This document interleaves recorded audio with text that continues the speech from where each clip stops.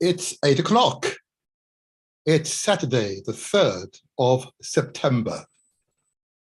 Welcome to the Motivator Show, alongside Empress Abina, who will join us shortly. This show will be an exciting, informative, uplifting experience for me and for you. Our special guest, I shall reveal who that will be shortly. But suffice to say that our guest will inspire, she'll motivate many of us, all of us indeed, to action.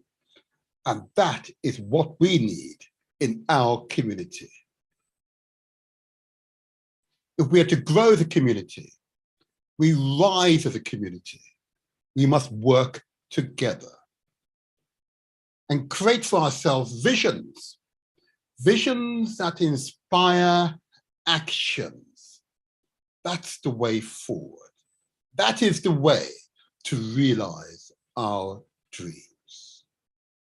So I welcome you to the Motivator Show alongside Empress Abina.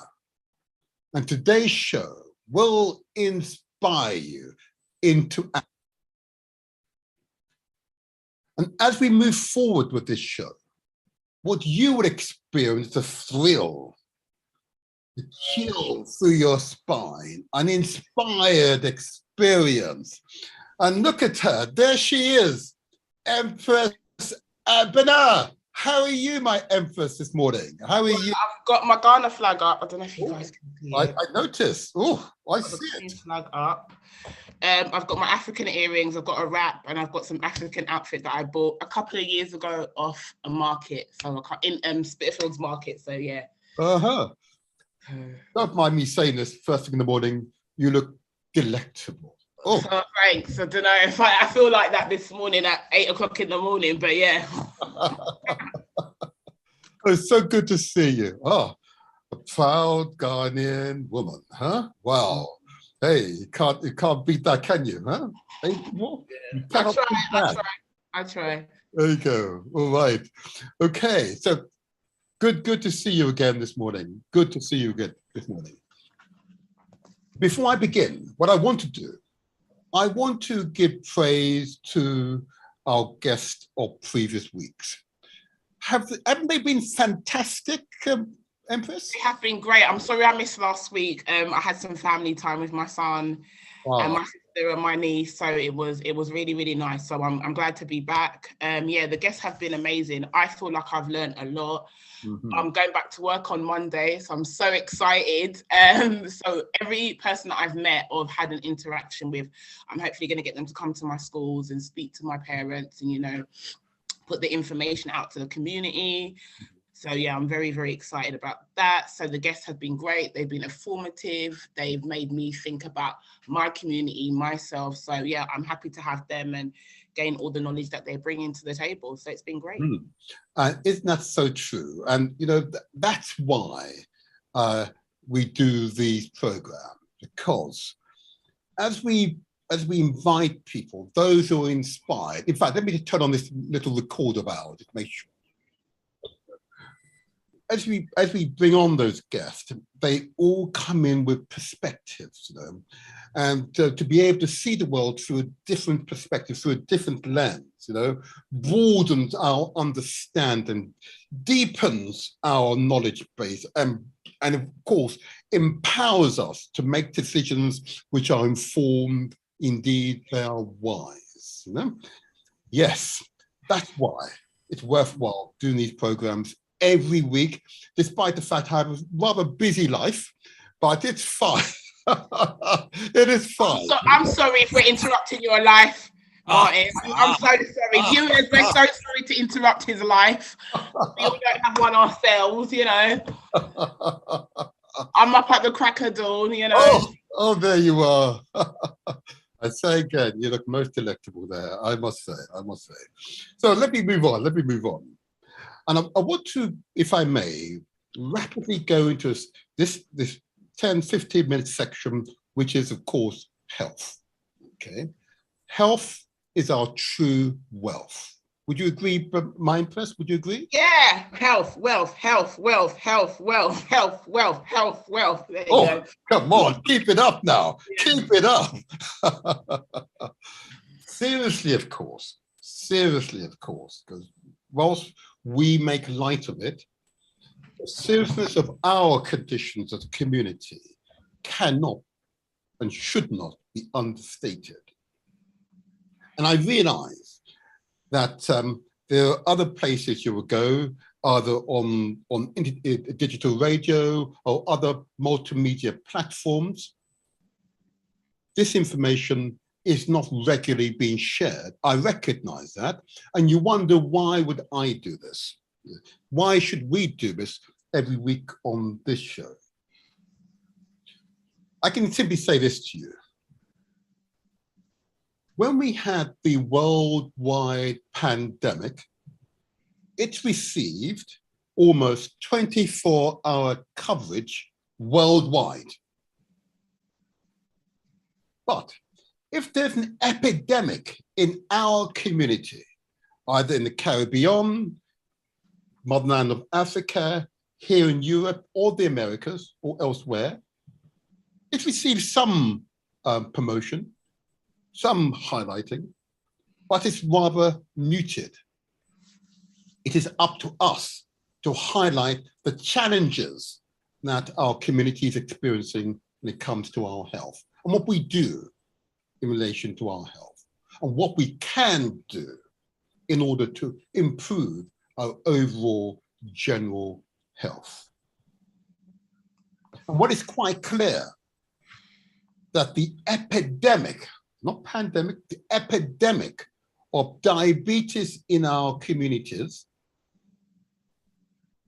I believe, should be spoken about. It should not be muted.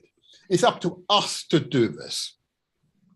We shouldn't rely on other people. It's up to us to do this, to communicate this to our partners, to our wives, yeah, to our children, yeah, to our wider families, to the wider community. This is a health emergency. And what is quite clear, when you see African communities or Black communities, either in Britain, the Caribbean, parts of motherland of Africa and the Americas, that there is an epidemic of diabetes. Just one example. And what I want to applaud, and I know I've given him regular acknowledgement, is Professor Hilary Beckles, who is the Vice Chancellor of the University of the West Indies, one of the top 1% universities in the entire world, top notch. When he highlights that even in his own families, but across the Caribbean, there's an epidemic of diabetes. Our cuisine introduces and comforts us in the consumption of sugar. We consume far too much sugar. It is a profound, insidious ingredient we add to our cuisine. The impact is not fully realized until years after starting significant consumption. We do this and use it as a comfort food. So I simply say, Empress, to the listeners, I simply say to you, I ask you to consider the amount of sugar you ingest into your bodies. When you add it to your teas or coffees, yeah? When you consume those, she's smiling already. When you're consuming those cakes. Mm-hmm. You know, I'm laughing because I had 2 sticky toffee puddings yesterday. So that's it was treat day. It was treat day. So I hear you. I know what happens with sugar. We smile when we consume it. Yeah. It's one of those ingredients that makes us smile. It's a comfort food, as it were. But consumption over 1 year may not make a difference. Consumption over 10 years may not make a difference. But a consumption over 20, 30, 40, 50 years is likely to have an impact on our bodies. And in fact, it is having an impact on our bodies, to the extent that here in Britain, we have above average incidences of diabetes in our communities. In all of our family networks, we'll know of someone who's suffering the after effects or the effects of too much sugar, or sucrose, as you might see it on the ingredients on the packages from the grocery store. Far too much sugar. So I simply ask you, please, to consider the amount of sugar you are ingesting. And if in doubt, see your nutritionist, see your doctor, seek professional advice from those persons who are trained to give such advice. So I simply ask you to consider the amount of sugar that you're ingesting. Equally, I ask you to consider the amount of salt you consume. Salt which we add to our foods and our cooking. I don't know, Empress, if you do this yourself. You know, we do this because we think we need to add salt for flavoring, not to in any way add additional nutrients to the food. It's for flavoring. But in fact, all it's doing is covering the natural flavors of food. Again, the effects may not happen over a year or 10 years or 20 years, but after 30, 40, 50 years exposure to excessive amount of salt, what do we have? Hypertension. The prevalence of hypertension, again, in the African community or Black communities, either in Britain, the Caribbean, motherland of Africa, or the Americas, is above, way above what it should be within the community. Those two conditions alone, which are essentially lifestyle conditions, are responsible for shortening many of our family members' lives. Just those two conditions. That's how serious it is. I also ask you all, please, to consider the amount of fat and carbohydrates you're consuming. Fats come in many guises, of course, you know. I don't know, you know, my Empress, you go to the butcher's and you buy beef, let's say. You see these white streaks in the beef? They don't reduce the price for the white streaks in the beef, which is only fat, yeah? Or reduce the price of lamb, because when you grill it, you see all the juice, as it were, and fat perking out, yeah? They don't reduce it. In fact, they say, well, it adds to flavor. Actually, you store it in your bodies as fat, yeah? So you see many members of our communities with these slightly bloated bodies, large abdomen, large thighs, big bums, you know, big shoulders. You see it around their faces. Our bodies store it, yeah, on the premise that you might need it, he says, in an emergency. But actually, when you look at your body weight in relation to your height and your girth, far too many members of our communities are overweight. And the statistics in both the UK and America would suggest African Americans or Black women in America, up to 80% are overweight. And of that 80%, a good proportion are morbid overweight. In other words, excessive weight carriers. Okay. And you can imagine the harmful impact it has on both those men and women's lives. Because most certainly, it doesn't help and doesn't aid and abet to lengthen our lives. It does not lengthen our lives.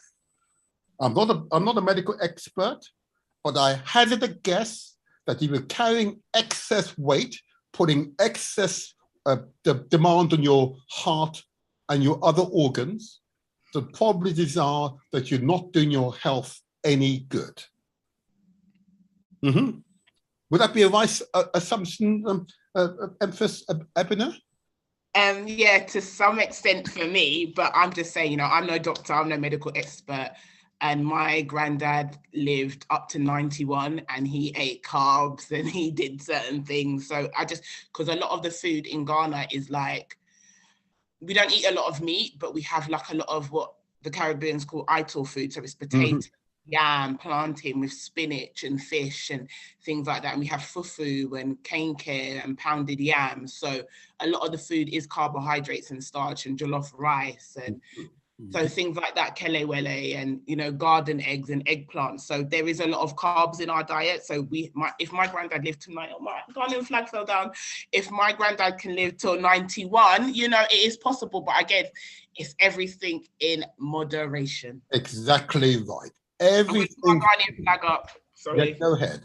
Everything in moderation.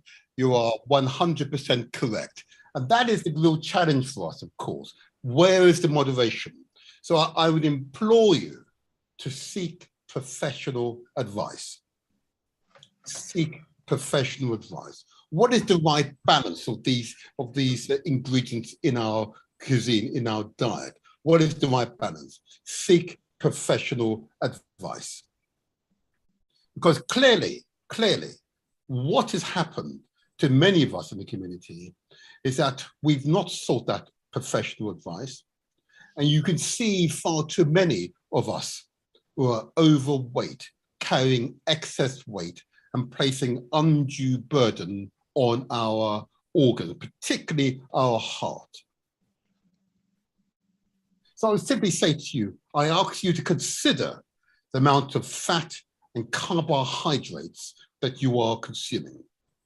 And lastly, I also ask you to consider the amount of starch that you consume, particularly in the form of rice and similar products, you know? But clearly, if you eat these things every day in large quantities, you know, our bodies can, particularly when you're young, cope, you know, you can process. But I'm sure you don't mind me saying this, Empress Abena, as we get older, our bodies get a bit slower and less efficient. Would that be right? Yes, apparently in the African and Caribbean community, our bone density, apparently when it hits 25, it is not as strong. So as you get older, so that in your 30s and stuff, your bone density gets weak. So you need to check up on your bone density. So I do agree with, as you get older, your body is not as strong. I can vouch for that because I think my knees are starting to go. But other than that, you know, you just got to try it. Okay, I thank you for your honesty, and it is so important. We need to be honest with ourselves. Okay? And if we take action now, it is never too late to take action. If we take action now, that action most probably will make a difference. Yeah. And also in the Black community, we need a lot more vitamin D because the sun here is not great for us. So it is very good also to have a lot of vitamin D. We also think sometimes, because we're Black or we're this complexion or that complexion, we don't need any more vitamin D.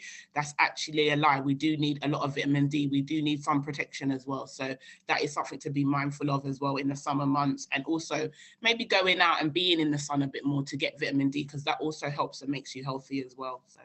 Thank you so much. And that's why you're here, you know, to add those extra bits for me. Because I try. And I hope the audience will appreciate that these messages are just open, honest messages, because we're not discussing it enough in our community, but we can see evidentially, if you look at each member in our families, you can see the impact of our diet on our families.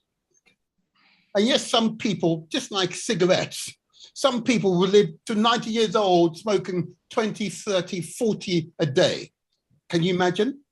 But the 99.9% of those people will actually die younger than they need to, because the buildup of nicotine and tar in their lungs is most certainly harmful. Okay, so that's to be a fact. Come back to food, of course. Excessive amount of these types of foods or ingredients in our diet is most certainly, evidentially, impacting upon our communities. So I say to you, I ask you to think about this way. 1, are you drinking enough water each day? Doctors and others recommend you should drink between 2 to 3 liters. I say to you, that's what is recommended, but speak to your doctor, speak to your nutritionist if in doubt, okay? I have my water here. Yeah, okay. There you are, you know, I've got my water here. I keep it handy. I ensure, oh, there you go. Once I've got my water, yeah.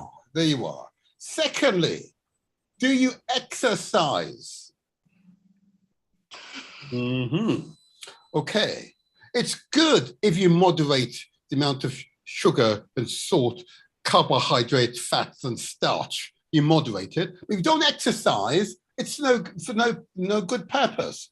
You've got to exercise. Again, if in doubt, go to your local gym or seek out a trainer. Yeah. And if that's not possible, go to your doctor and explain what you're trying to achieve. And let the doctor recommend an appropriate trainer for yourself. Okay. It is mission critical that you exercise your body, exercise to such an extent you generate sweat on your brow and your heart is racing. Because clearly, we need it. We need to take our health seriously. Equally as important, of course, that we eat far more fruits and vegetables, particularly green vegetables. Empress Abner spoke principally about root vegetables, and most certainly we need them. But green vegetables, okay, are the fruits of life, as it were, for human beings. It is those green vegetables that our bodies are able to convert into blood, okay, into blood, and that's what we need, yeah? Good exercise, yeah, appropriate amount of water, and eating far more fruits and vegetables, particularly green vegetables, okay, will do a world of wonders to your general health and well-being. And yes, we've also equally have got to take care of our mental and spiritual health. Clearly, that's equally as important. But I want you to remember, your health is your wealth. There you are. I think, Empress, I think that's enough for this week, but I hope this message is getting through. Go ahead, Empress. Yes, I definitely think, you know, just try to, even if it's simple exercises at home, there's loads of stuff on Instagram. I'm going to try start the gym September. I've been telling my friends for ages I'm going to start, but hopefully this September I'm going to start 2 classes, 1 thing at home. You know, like I said, partner with a friend. There's some boot camps in Southwark and Lambeth. I know a guy that does it and it's really, really good. And he does it for like 3 weekends. So I think once you get started, then, you know, you can start pushing yourself, even do it with your kids a little bit, you know, press ups, sit ups, crunches, you know, some jumping jacks, running on a spot, going to the park and running around with each other, and your child can be on the scooter. I mean, you can just start small. Walking is great as well. And there's so many beautiful places to walk in London. So, you know, anything is possible. Absolutely. If I'm going to do it, we can all do it. Absolutely. In fact, you just mentioned something which is really important. I talk about exercise, and most listeners will envision running and really racing your heart. But you know what? A brisk walk is just as good. For 10, 15, 20 minutes, a brisk walk is just as good. Go to your local park, or it doesn't matter if you don't have a park nearby. A brisk walk is just as good because you're getting your heart racing. That is what you need. It's absolutely important to us, and will promote a good health and well-being in yourselves. And also, most parks nowadays have gym equipment. Burgess Park has it. I think so there's some parks in Lambeth that have it. I know the park near me has it as well. They have some gym equipment. So you could go and join some people there and you can ask them to show you how to use the gym. Like our brother here, Martin's doing right now. I'm not really a weights fan, I'm more a classes fan, but you know, each to their own, whatever you like doing, whatever you find. There's spinning, there's HIIT classes, I know there's Zumba, I know there's twerking, I don't know, whatever you like, there's some classes there for it. So yeah, just have fun with your guys. I'm enjoying myself, but first I can assure you, doing that first thing in the morning, your muscles wake up. Oh my dear. And I feel so much better for it. I cannot understate how good it is, you know, to wake up those muscles first thing in the morning. But running is good, but also with running, you have to be careful because you can rub on your knees, the bones in your knees, and destroy them as well. While you're doing it, you can rub away the bone. So just be mindful of that as well when you're running as well. I completely agree with you. Why I say to people, please seek out professional advice. Someone who's trained appropriately to give you the right advice. All righty, good. I think that's that segment over with. Thank you, people, for your positive feedback I've received. Thank you. I welcome and appreciate all your feedback. Okay. Now, Empress, Ghana. Every direction I move in, I keep bumping into Ghanaians, you know? Good. And each time I seek out an inspired guest, forgive me, Nigerians, I know there's a lot of Nigerians around, they always seem to be Ghanaians. We get about, that's all I can say. We get about, there's a lot of us. My mum had 11 brothers and sisters, so to be honest, you know. Wow, good for her, good for her. Now then, so it does suggest that country has got some special qualities. The people, I believe, are really quite special. Okay. Yeah, you know, if that's what you want to say, you know. Well, share some. What's your experience? What's your knowledge of your parents? Well, I haven't been there. I'm not going to tell you how long I haven't been there, but I have a lot of connections with Ghanaians. I go like to if they do Ghana in the pot, I'll come there. I spend a lot of time with my Ghanaian friends. I've got 2 friends whose grandfather was part of the movement in Ghana with Kwame Nkrumah. And their dad is, and one of their uncles is the vice president of Ghana a couple of years ago. So I have that connection. Every Eid day, me and my son dress up in Ghanaian outfits. I speak basic Ghanaian, but I understand the language that my mum speaks. My mum speaks 6 dialects, but I think there's 30-something dialects. Wow. Yes. And my mum speaks 6. I understand 2. I only eat most of the food when I go to my mum's house. I have a proper Ghanaian name. I don't think anyone could ever tell that I'm not Ghanaian through my whole name. I'm named after my grandparents. But Ghanaians it is a vibrant country. I've heard it's now the Dubai of Africa at the moment. And during Christmas, a lot of people go there. They had the year of the return, where a lot of people who had African diaspora or African descendants went there to find out about their heritage. They went to Elamina Castle, Cape Coast Castle, so where all the slave trade bunkers were. So I know 70%, 75% of a lot of the slave trade places where the slaves were staying before they moved to the Caribbean was in Ghana. So they have a lot of history in terms of the transatlantic slave trade. But Ghana is rich, it is beautiful, there's lots to see, it's very vibrant, there's constant dancing, constant food, a great nightlife. You know, we are very welcoming people, I'll give you that. Some will beg to differ. We normally have the Nigerian, Ghanaian debate a lot. Sometimes Caribbean, Jamaica gets in there as well. So, and I've realized a lot of my friends who are from the Caribbean actually have Ghanaian descendants. They have like Ghanaian surnames, and it's crazy. So we know a lot of Ghanaian celebrities like Oswald Boateng, the guy from Holby City, Idris Elba, the girl that was in Doctor Who as well, something Freeman, I can't remember her name. So there's a lot of famous Ghanaians, but Ghana is a lot of heritage there this summer. But I love it, you know, the green, The yellow, the red represents a lot about our country's history. The black star. Obviously, we have a football team, which sometimes is great, sometimes is not. But you know, it's a great place to be. It's a great place to learn about your history. People keep constantly going there, and it seems like a place to really invest and, you know, just check out. I completely 100% agree with you. And it is interesting as you speak about Ghana, and you speak about it with such affection. Our children, yeah, all our children need to visit Africa. You know? Our children need to, at least once, whilst they're a child, need to visit Africa. And I completely agree with you. There's an interesting debate that was had quite recently, and it was muted by Professor Hilary Becker, who I mentioned earlier on, to describe Ghanaians, those who are from Ghana or West Africa, or it doesn't matter, from the continent, who then subsequently are born in the Caribbean, the Americas, or here in Europe. The word descendants, or the question is, are they descendants or are they simply Africans who just happen to be born in the Caribbean, the Americas, or Europe? And it was an interesting debate, because, and it was interesting, I'm interested to try it out with you and our guest. We might bring this up with our guest later on.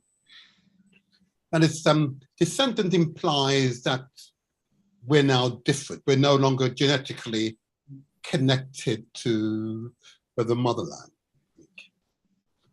And I wonder if I were of Chinese heritage, let's say, okay, and I was born in the United States, okay, and would I be considered to be Chinese, or would I be seen as a Chinese descendant?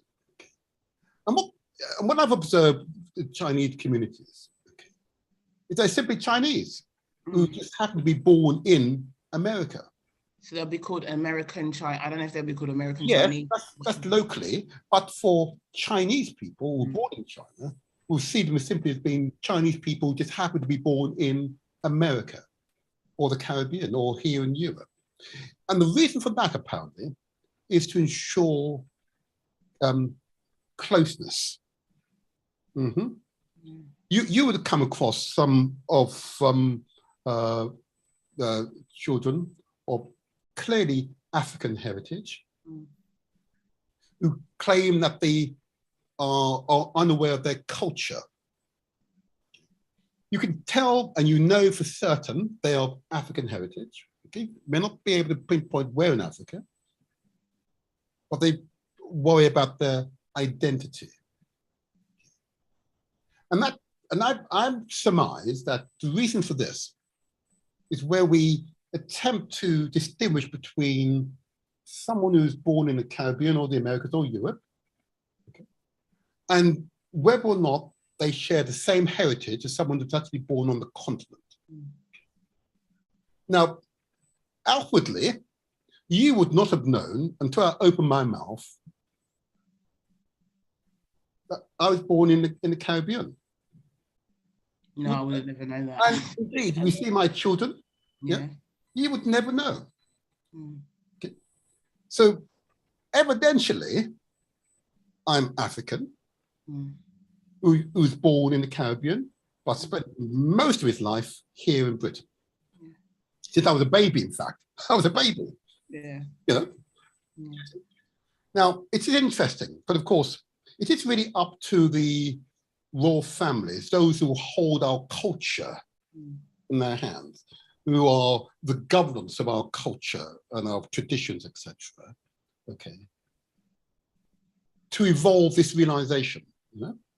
But our guest today spoke about this on a previous occasion when she visited, and of course on other public meetings, in the most inspired way, I must say, recognizing that Africans born worldwide remain African. 100%. And as you said, encouraging us to come back home and invest and support, in this case, Ghana.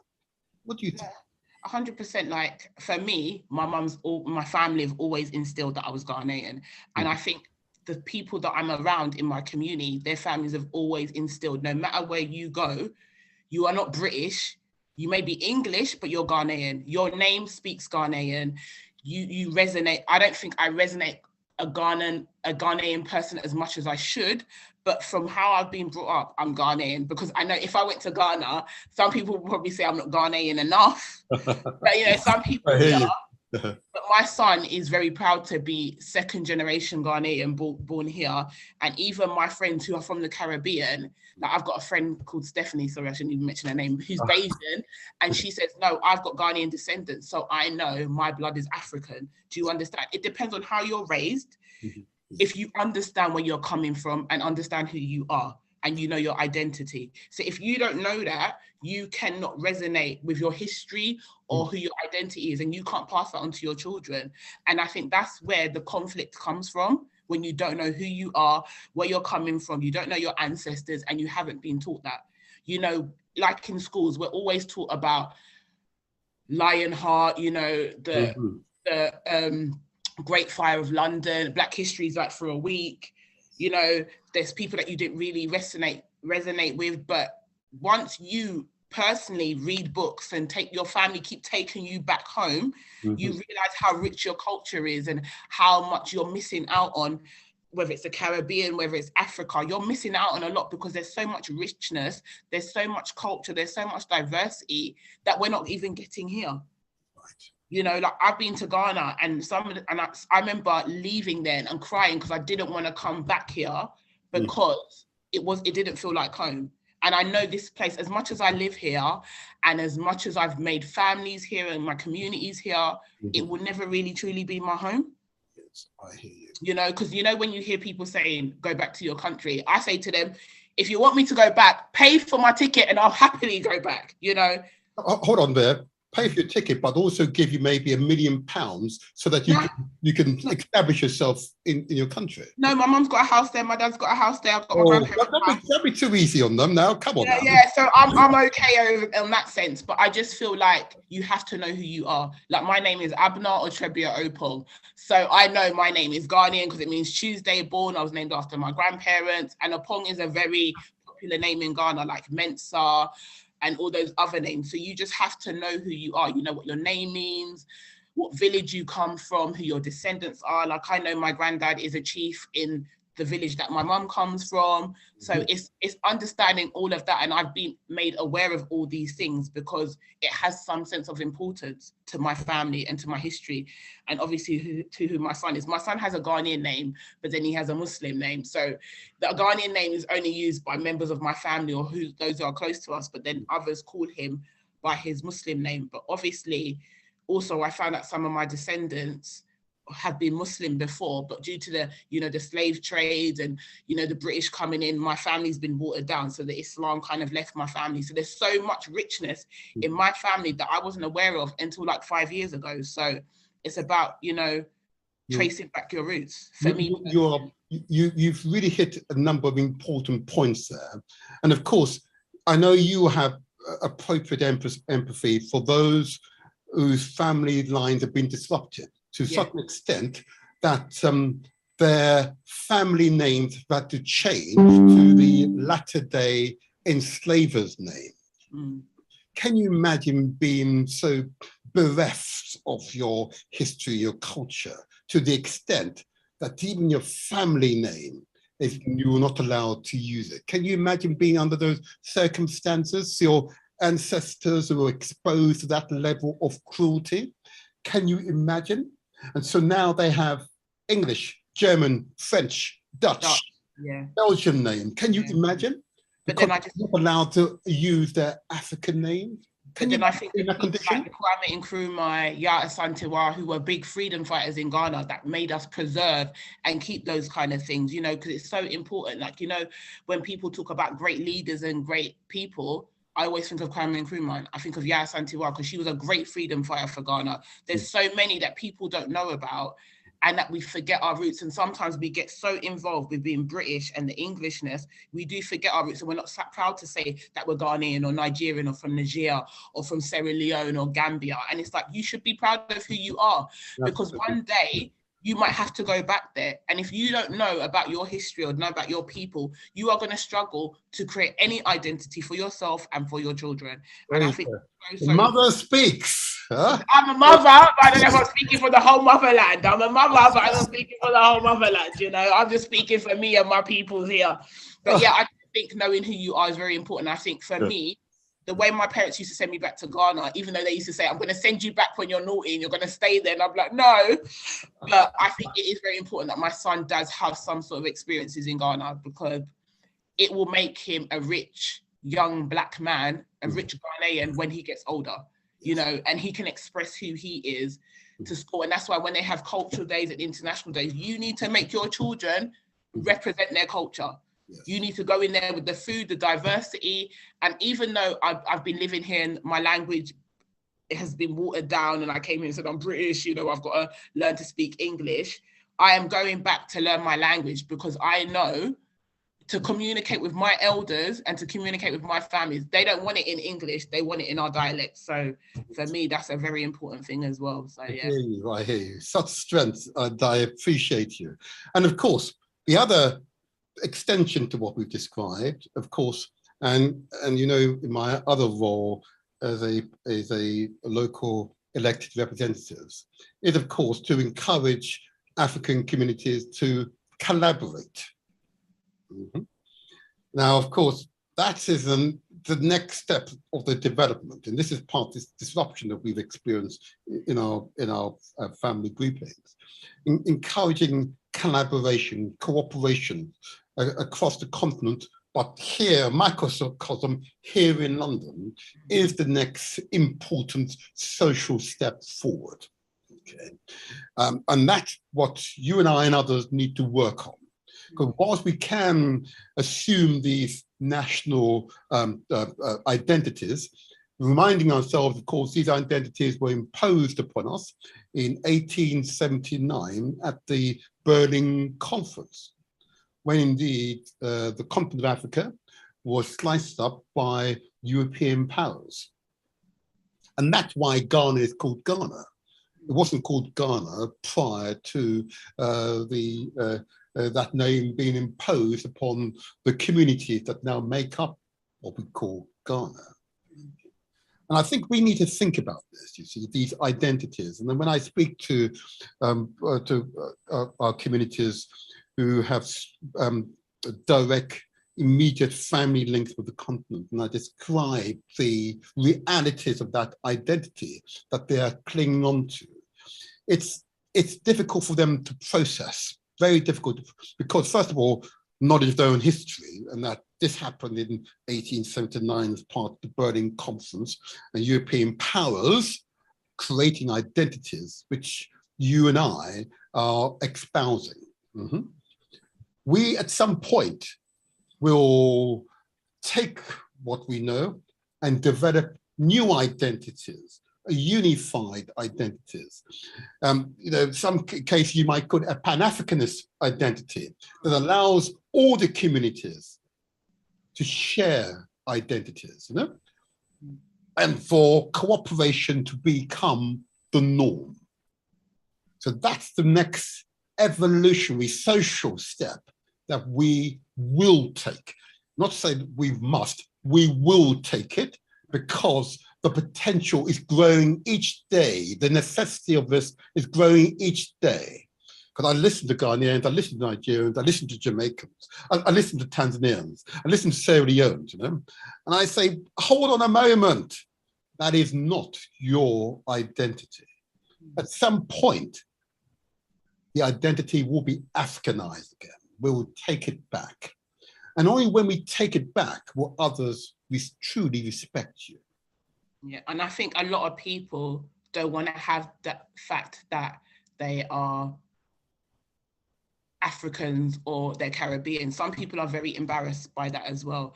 And I remember one of our presenters, Toyin, who's mixed Caribbean and African, but I see her as Black. But she says it, I'm this and I'm that, but she's aware of her identity. Whereas some people will say, even though their parents are African, they will say, no, I'm fully Caribbean. But what is bad about being African? What's bad about being Caribbean? You have to know who you are. They are great nations who have great things. Everyone has a bad thing about their nation. We can't help those bad bits, but we have to embrace the good and run with that. You know, we cannot look at as a downfall to who we are, because we was once a great nation and it has obviously changed, you know. So we need to make Africa great. We need to make the West Indies great. You know, we're not great for just running and music. We are great because of the jobs that we do, because of the people that we are, because of our history, because of our culture. Yeah, we had a bad time, you know, slavery was around, but look how great we've become. Look at the changes that we've made and how we've developed, you know. Mother speaks. No, so it upsets me when, you know, some people don't want to accept who they are, and, you know, they want to hide who they are and, you know, deny their roots. You can't deny your roots. You can't deny the way your hair is, the texture of your hair, the food that you eat. We can't deny who that is, because that still makes you rich in culture. The flag's gone down again, but we've got a flag. With the flag, and let me just respond to you whilst you're taking care of the flag. And I think what you've made is a series of really important points. I think I'm going to leave it down. No, keep trying to find a way to get it up. But let me just say this in conclusion, and just to wait for our guests to arrive. I think it's such an important subject to discuss, because of course, there's been a great drive to introduce African history into the national curriculum. So currently, or in fact, up until recently, I should say, the only African history, the average British person, and that, when I say British, I mean right across the board, regardless of where you come from, but average British person has taught about the enslavement of our ancestors. They taught about the abuse, the brutality, the callousness of that experience. But our Britain, France, Belgium, Spain, Portugal became enriched by the suffering of Africans. And all the great buildings that were constructed over the past 300 years here in Britain, many of them were created on the backs, on the blood of Africans. The great cathedrals you see here in London, St. Paul's, Westminster, and others, were built on the blood of our ancestors. Many of the great bridges that you see were built with the wealth created by the blood spilled by our ancestors. This is British history. It's not taught that way in schools, of course, because what it seeks to do is to create a narrative, and many English, Scotch, Welsh, and Irish people have absorbed the narrative of superiority. And that notion, of course, had gained traction with many children, many adults here in this country, which is the source of much of the social discontent and behavior of other communities here in Britain, because of the propaganda perpetrated through the national curriculum. But nevertheless, the purpose of this show is to begin to adjust the balance and information-wise. Because I want to address the great country of great Ghana. I know my Highness would appreciate that. Yes. Okay. And I want to give praise to Ghanaians who wherever I seek out an inspired African, invariably, again I say to Nigerians, but invariably they are Ghanaians. Okay. You gotta love us. You can't help but love us. You gotta love us. You gotta love us. Yeah, because I've even found out, I did a test and I found out I'm not just fully Ghanaian. I've got Nigerian in me. I've got Niger, Togo, Benin, and I was just like, oh God. But there's quite small percentages. But what I'm saying to people is we're all mixed. We're all from Africa, but we're all mixed, and we have to appreciate one people. Mix. We're one people. We descend from loads of other people. So, we are from one. We came from one, and we've just gone and spread out, and how the world has been made. So it's really important. And I do feel the curriculum does have to change, because, what you teach to schools, children's coming to parents and feed that back. And I remember my son came back to me and said what he was taught in school about Black's history made him feel less of being who he was. And we should never let our children the same experience. That's why we have to educate our children at home. Yes. And whenever there's an event about Black history, about whatever, which has been going on during the summer, which I've taken my son to, you need to ensure that your children are going to that, so they don't feel the negative impacts of what some of the schools will teach or what some of the children also say to them. Because my son came home and said, "Mom, am I a slave?" And I said, "Why did you say that?" Let me interrupt you, because our guest has arrived. Yay! Yay! More Ghanaians! Woo! Woo! I feel like playing some old Ghanaian tunes and, dancing and whining. Like that. First of all, I think we need to first of all introduce our guest. Yeah, go for it. I'm going to. Thank you. First of all, I want to welcome you for, wow. First of all, I would acknowledge you've accepted the invitation to be here today. And I know I sound a little English when I say this, but yeah, you do. Your Highness, first of all. I would say that first of all, because not often me as a Black man, an African man, can say, "Your Royal Highness." Not very often. and see the reflection of myself on the screen. You have no idea how empowering that is to say, "Your Royal Highness." Now, Tsotsoo, Soyoo, the first. I know you qualified that last time you were here, I understand. But nevertheless, I want to honor and respect and welcome you here today. And I want to introduce my co-presenter, Empress Abina. Abina. She's gonna say Auntie's she's gonna say Abina. Now I'm gonna say Abina. Okay, Abina, a proud Ghanaian. Welcome to you, Your Royal Highness. How are you today? Thank you very much. I'm very well, Councillor, and I am very happy to have joined you once again to discuss Ghana, everything we love about this beautiful country. And good morning, Abina.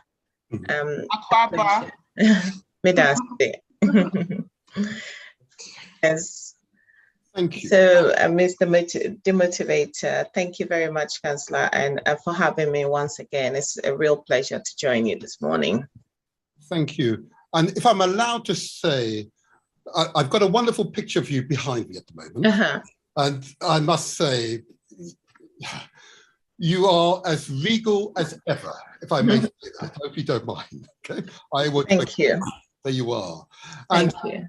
And I'm conscious of our time, so I want to really go into this, because this time it's an opportunity for us to look at the country and many opportunities to experience for those of us who need to travel to Ghana to experience experience the people, the environment, and also, of course, the opportunities for entrepreneurship, for wealth creation.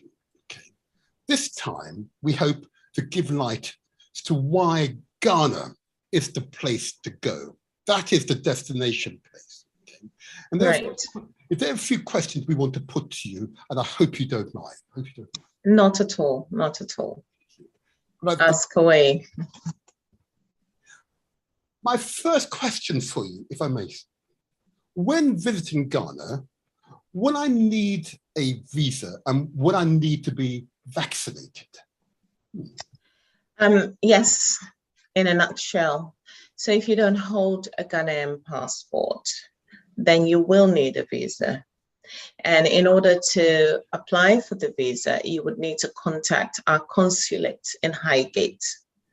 And the Ghana High Commission consulate in Highgate, any Google search should bring you their address. And what you need to do is go onto the website and make your application via the website.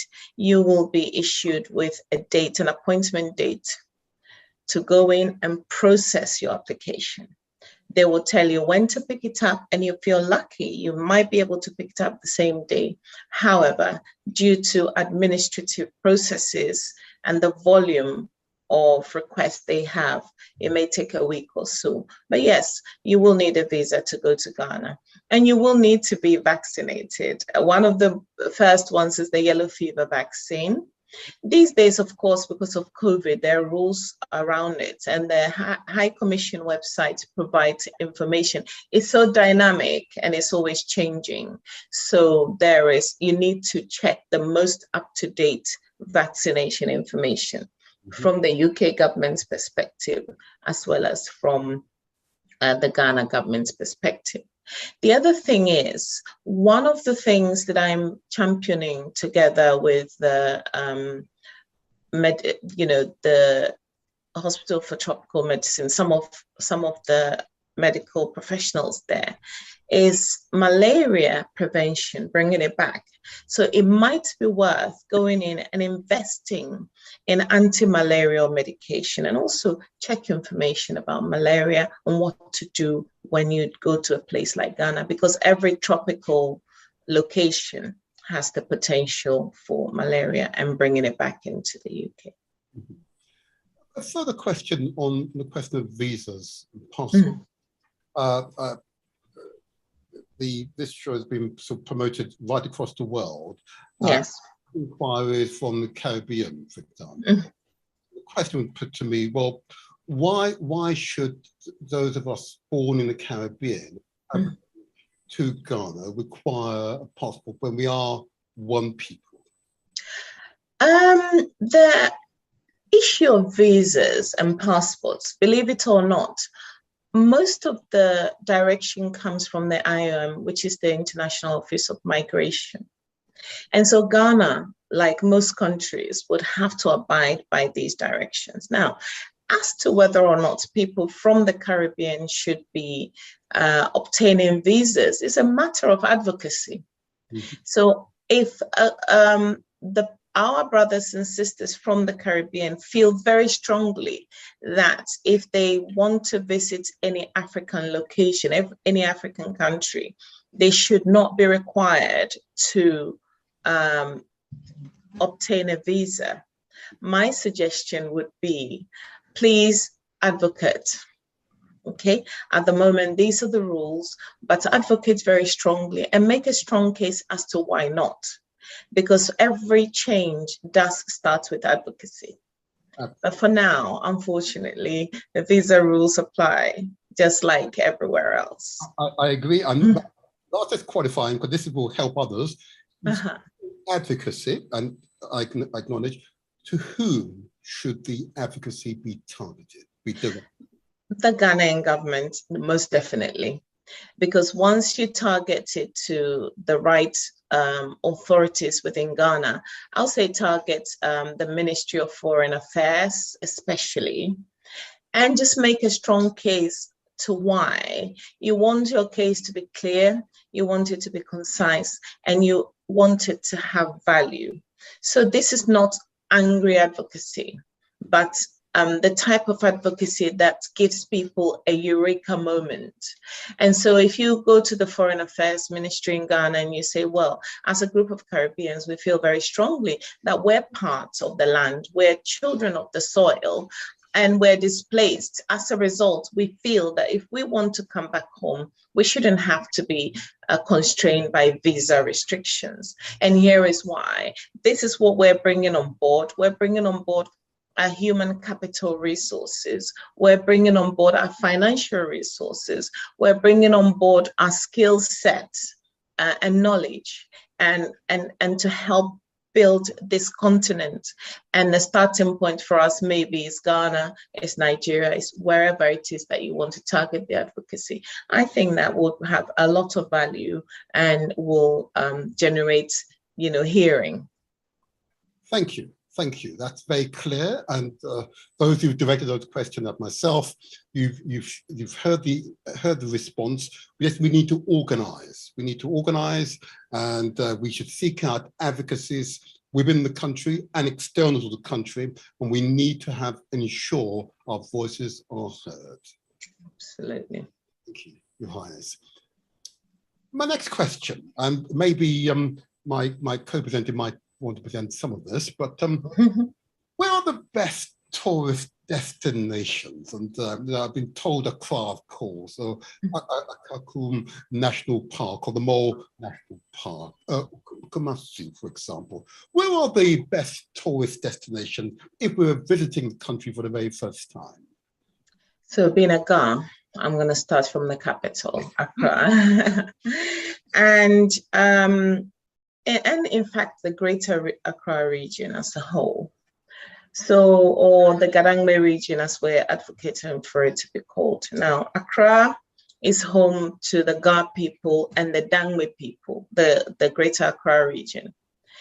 And much of our culture, because we're coastal people, first of all, a lot of our cultural practices are surround the sea, but also around festivals.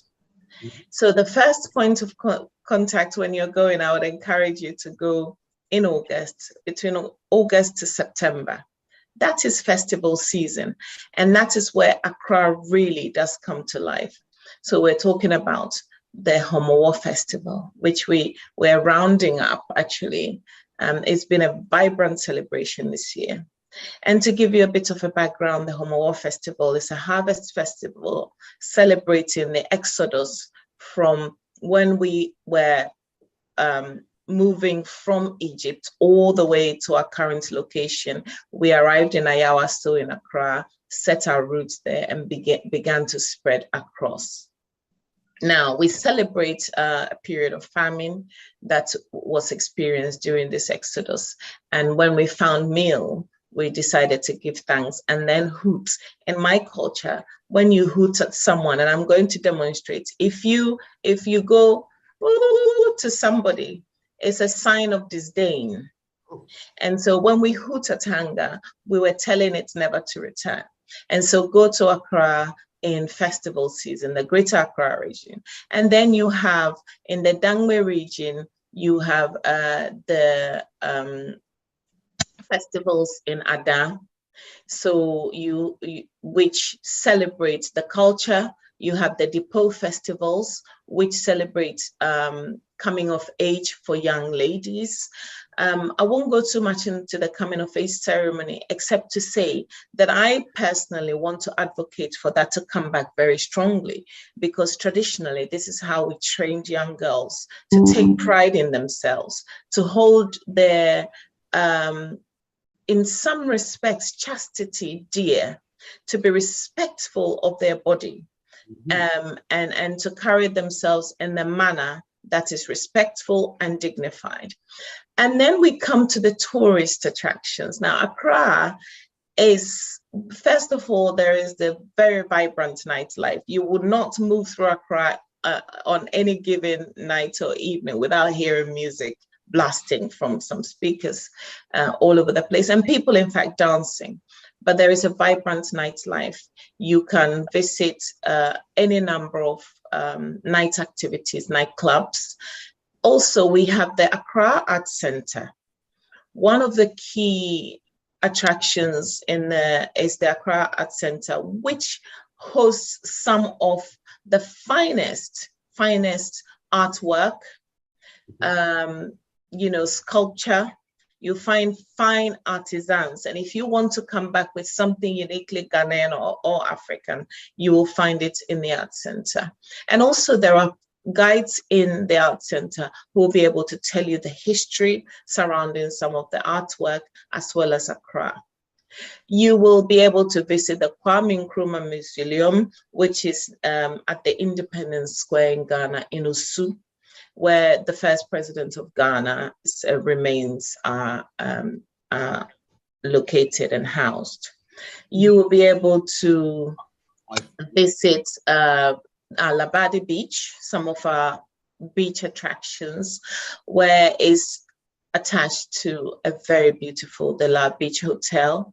You can have fun, there's live music. You can enjoy activities such as horse riding, fine food. You can enjoy surfing, even has been introduced in Ghana now, and other beach-related activities, and just have a very wonderful time at the beach. You can also visit the local vicinity. So if you go to Jamestown, where I'm from, or Ngleshi, which is the traditional name for it, if you go to Ngleshi, for instance, you see how actually the locals live. We have the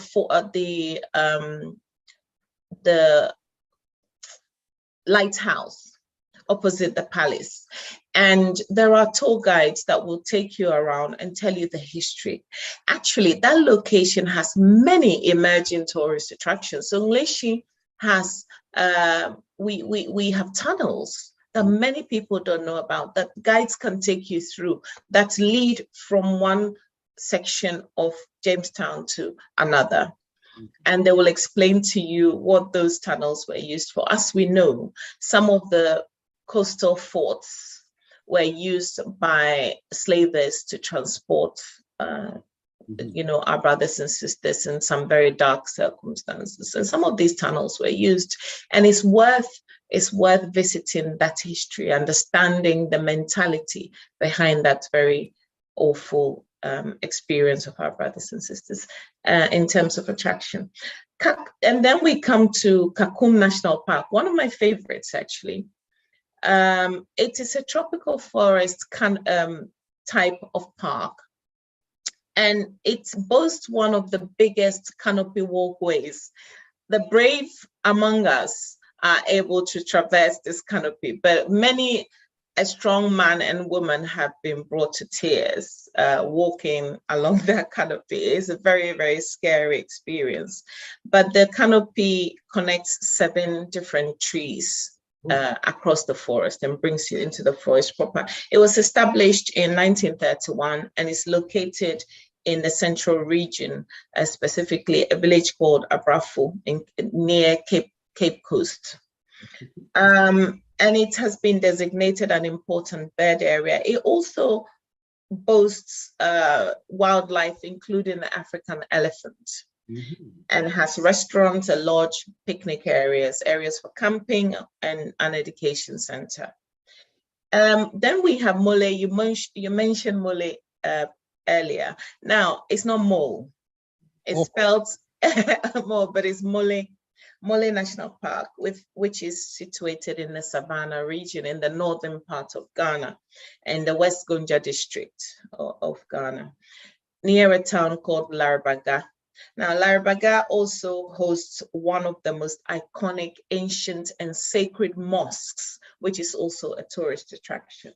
But Mole Park has been designated a UNESCO heritage site. And Ghana has this.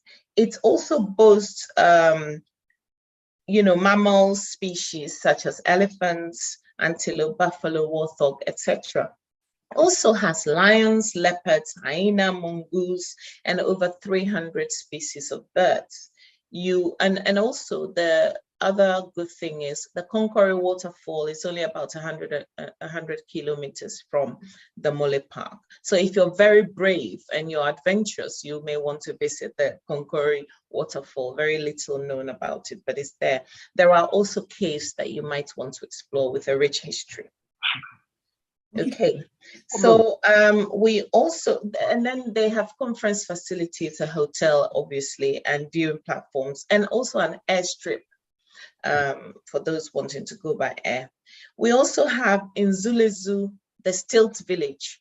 Now, this is a village that's built on stilts, on water. And it is situated in the western region, bordering Côte d'Ivoire, which is the Ivory Coast in English. And it's about 7 hours drive from Accra. But it's also said that their deity, their spiritual guardian, was a snail who led them to this location and instructed them to build a village on the water. So there is no electricity, but people have television. And the way power is generated in that village is by using car batteries. So they've become very innovative, and they've transformed car batteries as a source of power supply for various things, but they're not connected to the national grid for electricity. Just to hold just a second, I've got a call on the line, although I've not officially opened the lines. A caller with number ending 8038. Good morning. Good morning. Good morning. Good morning, caller. Now, I've not officially opened the line. Can I have your name, please? I'm sorry, I cannot get on Galaxy to actually listen to the discussion. So I just thought I could do it this way to listen. Oh, you can, if you wish, or you can listen to us via YouTube, of course. Right, I'm having problems. Okay, sorry, I'll come off. Don't worry, I'll text you the YouTube link. Don't you worry. Okay, thank you. Thank you very much. Thank you. Sorry, Your Highness. That's fine. Extremely informative. Can I, before you continue, just two quick questions. And this is really for the youngsters who are listening. And I'm noting that two questions. But the first question is, you mentioned Egypt. And the young lady here is asking, are Ghanaians from Egypt? Now then, I'm going to leave you to qualify. Yes. I heard what you said, don't you worry. But the children are listening. So this is So we all sort of know the I'll say the biblical story of the Exodus from Egypt. Now, many people would have you believe that we Ghana, and in fact most of Ghanaians, are originated from Israel.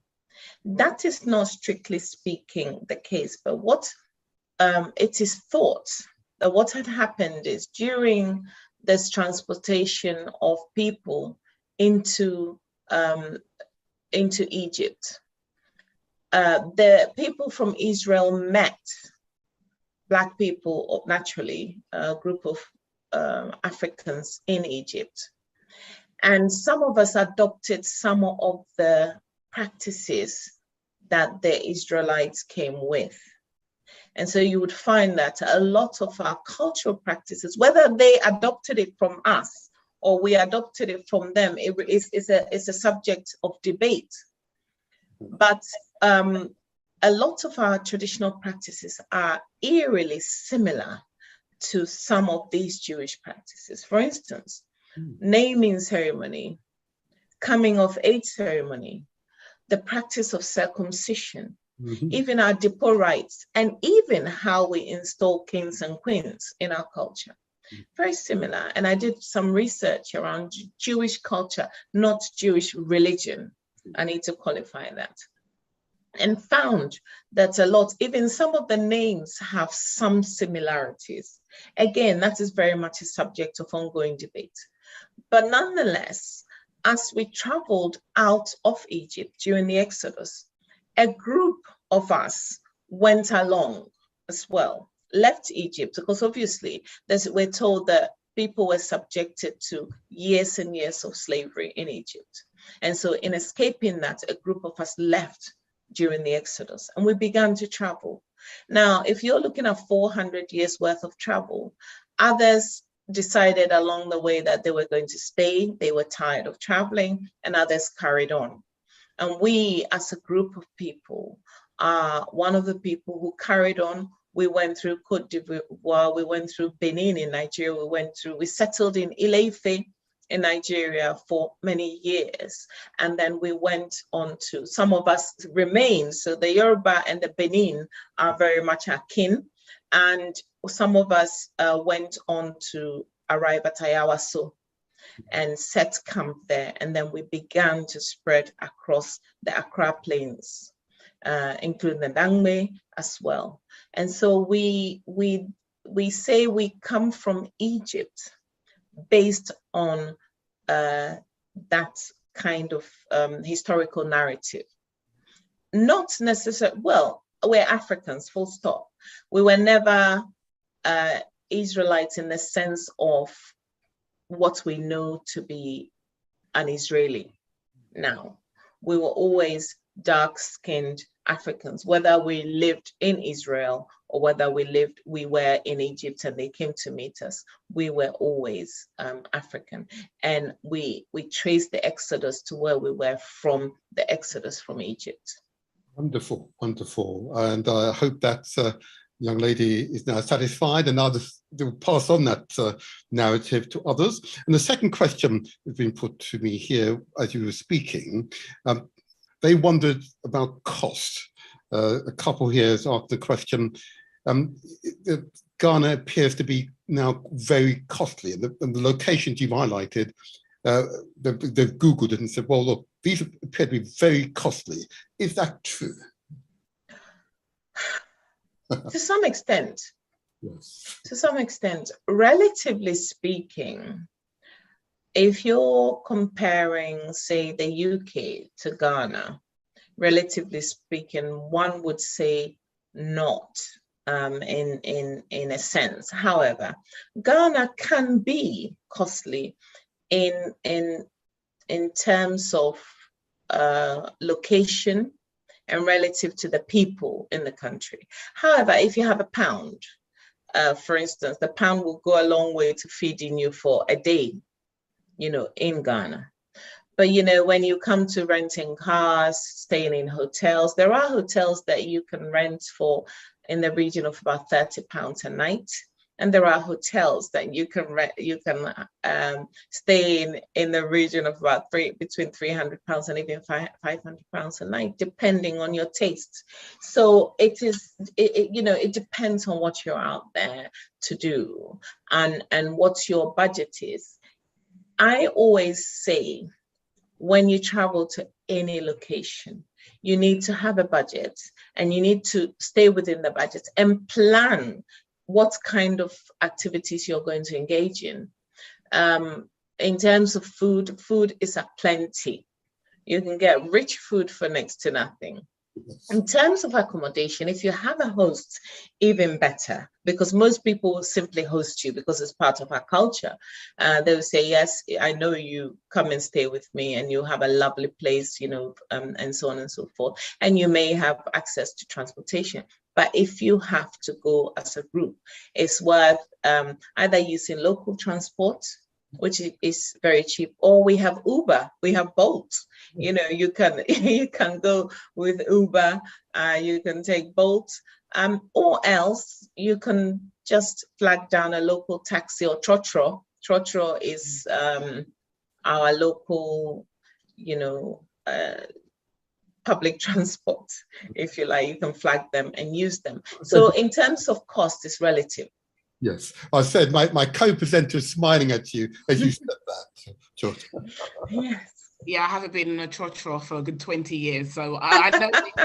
Yeah, it's. Your Royal Highness, I wanted to ask. I haven't been to Ghana for a while, so say for me, if I want to take my son and we're doing like a family trip, I'm not really going to see family, but I just want to do stuff to like educate him. And for like people who are going with like 2 kids or a few kids, what would be the best places to visit as a family for your first time trip as well? As a family, I would suggest strongly, first of all, go to your family seat. Yeah. Go to your tribal home. Yeah. Sit with the old ladies and old men and ask them questions and have someone translate if they can't communicate in English. Ask about your heritage. Why are you called this name?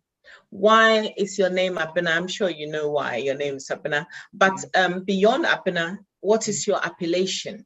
Is it Abena Brago? What does that mean? And why is my surname such? Why is it Opong? Abena Opong? Yeah, that's yes. So why am I called Opong? What does it mean? That is the starting point. Why is our family from this particular region and from this home? What is the social standing of our family? Who are the heroes and heroines in our family history? Who can I look at and beat my chest and say, I am linked to X, Y, and Z, and these are the feats they perform? Starting point. Secondly, I will say for a young child visiting Ghana, take them to the slave forts. Okay. Take them to Elmina. Have them go through that history, because you don't want them to be mistaught in English schools. 100%. Have them understand the thinking behind why this happened, both from the perspective of the African and also from the perspective of the Europeans who and let's not forget the Arabs who began this whole nasty thing in the first place. Have them understand it. And then take them to seek permission, if you can, to visit a palace, a traditional palace. Let them understand why there are kings and queens and what that means, what their roles are. And then take them to places like the Art Center, or in fact, if you're in Kumasi, take them to Malaysia, around Malaysia, where they have the artisans surrounding the palace. Explain to them what the traditional swords mean, for instance. Explain to them who Abrafo were culturally. Why is who is Otum for the Asante Hini? What does he do? What's the history of the Asante Kingdom? These are the things that your son needs to know, because I believe that we need to instill the pride back in our youth. They need to have that sense of identity, to know who they really are. Because for so long, when young people, young Africans, Caribbeans who live in the UK have been missold their heritage, and they're in some ways lost. And I think they have to understand. And then visit Akweside. When you go to the palace, seek permission. If it's Akweside time, go and experience the culture. Ask questions. What is Akweside? Why are we observing this festival? What does it mean to me? Then go to Homowo, go to the Twin Festival. Let them understand why we celebrate twins in our culture, the significance of it.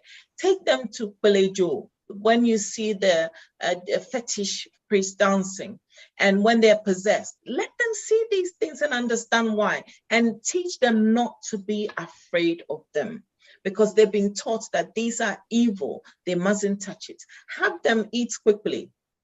You know, why do we have food that can only be eaten once a year? What's the significance of that?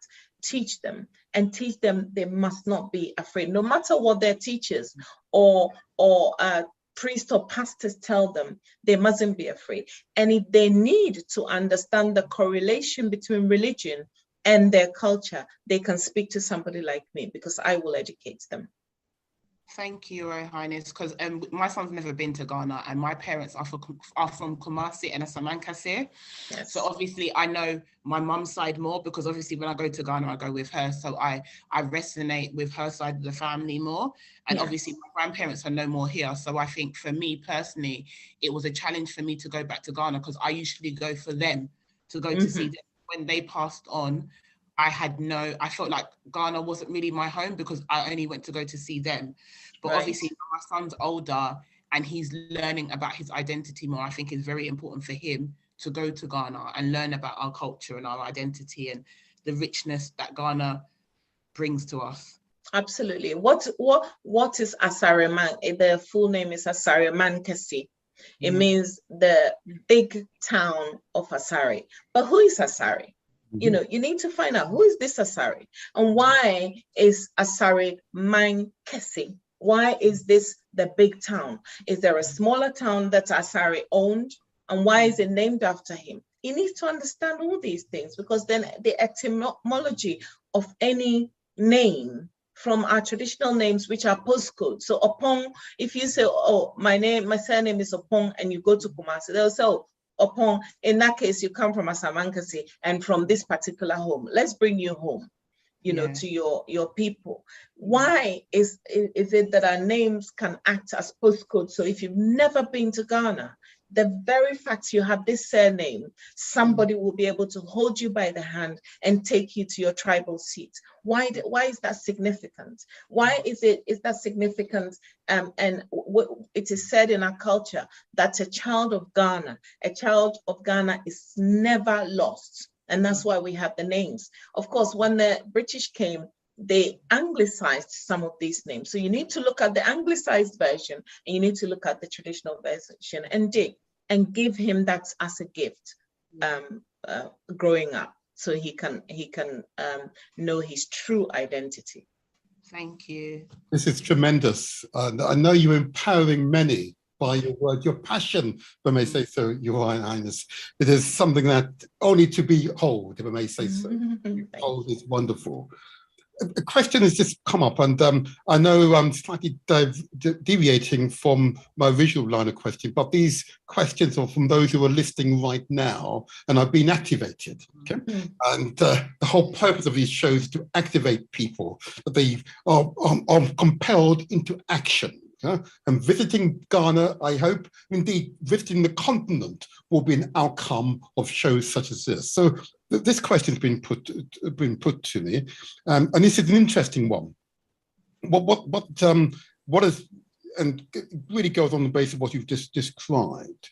What they're concerned with is the differences living in the West versus living in Ghana. And the facilities, the differences in the facilities. One lady here just mentioned, well, I went to a wedding and there wasn't proper toilets, and they didn't have proper toilets.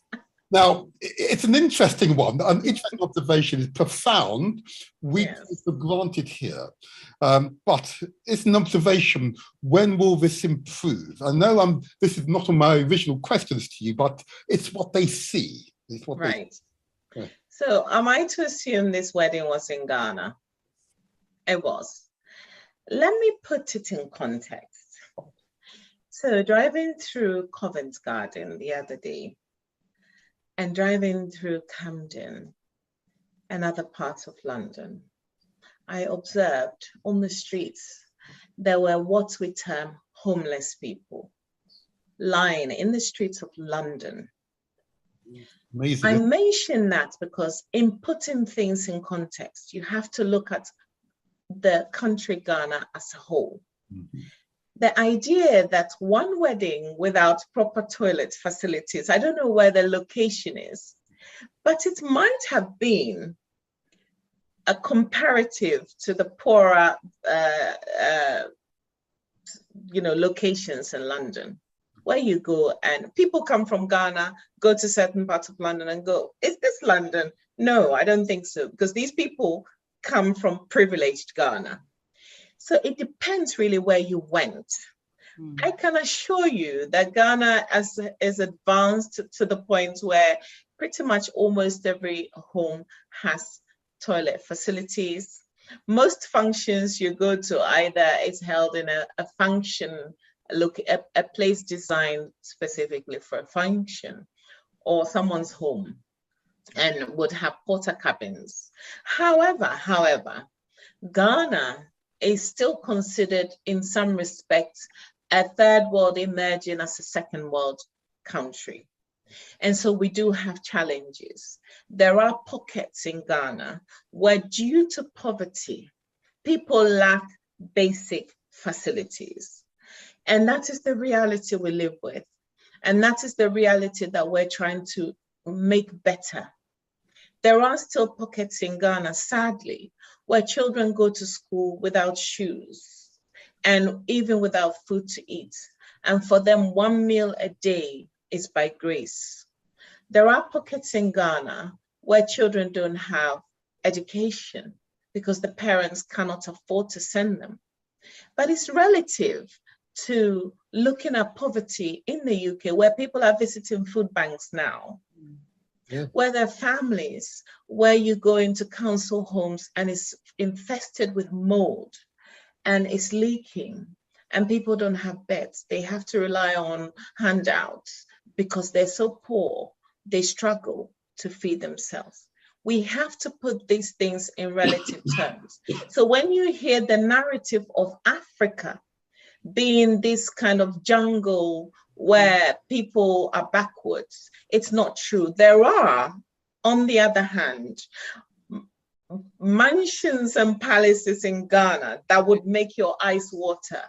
that if you're able to transport physically and place in UK, will be costing in excess of £20 million, for instance, for the grandeur that attends these properties. So we need to put things in perspective. Perhaps you visited a location where someone wanted to get married. Either they didn't plan properly to bring in porta cabins, or for whatever reason, their poverty, they needed to get married. They have the, requirements to fulfill, and they fulfilled those, but they didn't have enough to provide proper toilet facilities. We put it in context. Fine. Your Royal Highness, that's fine. This as you've now ventured into the other part of the question we put to you, that is, what are the best investment opportunities in Ghana? Is it real estate? Is it treasury bonds? Is it agriculture? Or indeed waste management or energy production? Where is the best investment opportunity, would you suggest? If you're looking for a risk-free investment opportunity, you want to look at treasury bills. Now, in the UK, the government calls it gilts. Most people, I like to educate on this because most people don't even know gilts exist in the UK. And gilts are funded by government, and we call them treasury bills in Ghana. They're risk-free because you essentially lend money for government to perform its duties, and they pay you a substantial amount in return. Treasury bills they mature, they're short-term investments, and they mature between 91 to 365 days. But it can be whatever you earn at the end of the maturity period you sign up to can be rolled over. So you can leave your money in there and keep rolling it over and building a very, very healthy fund. It's easily transferable or converted to cash. So whenever you feel you want to take your money out, you can. And there is no limit to how much you can invest or buy, how much treasury bills you can. So if you're looking for risk-free, if you're risk averse, then that's where you need to be looking at. And then we look at real estate as a big thing. Ghana happens to be a culture where everybody wants to own their own property. So people want to own land and build their own house. We're getting into a position where, because land is a finite resource, we're getting into a situation now, real estate is a big thing. And if you want to invest in it, you need to look at location, and target communities that you know will obviously buy into the facility you're providing. Real estate is very, very big now and highly lucrative. Aviation sector, especially local aviation, is also emerging as a big thing. And that can also translate into the international aviation sector now. If you have the resources or you want to pull together resources, I would encourage you to look at the local and potentially regional aviation sector as a starting point. Highly lucrative also if you do the right things and you have all the right paperwork. And then you want to look at waste management is another thing. Now, the reason I like waste management is historically we have waste management problem, especially in the regions, in the capitals. So Accra notoriously has a waste management problem. We have a company that manages waste now, but it's an ongoing, an ongoing progress. So what we're doing now is inviting people who can help convert waste into energy. Yeah. So waste to energy is one of the key investment opportunities in Ghana. Again, if you have the resources and you have the know-how, please come, because we need that. Not only do we need the energy to supply our homes with electricity and so on, but also to convert waste. You know, it's a win-win if you can transcend the bureaucracy, etc. Agriculture is another thing. There was a period very recently where something like maize in Ghana was in short supply. And we need more people to take agriculture on as a discipline rather than a hobby or something that we do as a matter of course. There is ample land for farming, but beyond that, not just farming, but agriculture. We've through research, we've come to realize that something like cassava not only has many useful purposes as a staple for consumption, but also for medicine. Okay. You know, so you can farm. Our local neem trees have emerged as powerful medicinal properties that I think I understand currently the WHO is looking at patenting some of these things. Get in there. Agriculture. What else? I think the fishing industry is neglected.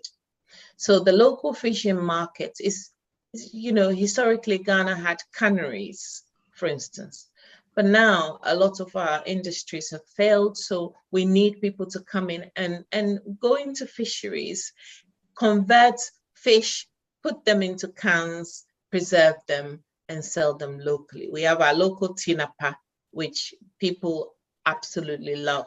But if we can expand that sector, and there are so many more. So I would wait for people to ask specific questions and I'll go into it. Brilliant, brilliant. Because I think what you described, again, the incredible number of opportunities for investment in Ghana. And Ghana is screaming out for investment. Yes. Want those who feel a kinship, a affinity with the country, come along and invest. Ghana is open for business. Mm-hmm. Yes, definitely. There you are. Yeah, there you are. It is. Yeah, very informative, Your Highness, because I know my parents have bought land and they built houses as well. Yes. And they say that this is your future, you know, this is for you. So you can raise your children here and your great-grandchildren and our great-grandchildren. So, you know, for us, it's a legacy. What we do in Ghana is always a legacy for our family and the futures of our family. So beyond that, how powerful, excuse me, how powerful is it for your son to know that in a place like Ghana, he's not only a first-class citizen, but a landowner, and a homeowner automatically, without being priced out of the market? Because his heritage, he can proudly say, well, I own land in Africa. I own a home in Africa. And these are the little things that we miss as teaching points for our young people. So that's part of the giving him back his identity. He is a landowner. Yeah, 100%. Yeah, he's got my grandparents' house, he's got my mum's house, and he's got my dad's house. So, and there you go. Grandchild, so yeah. There you go.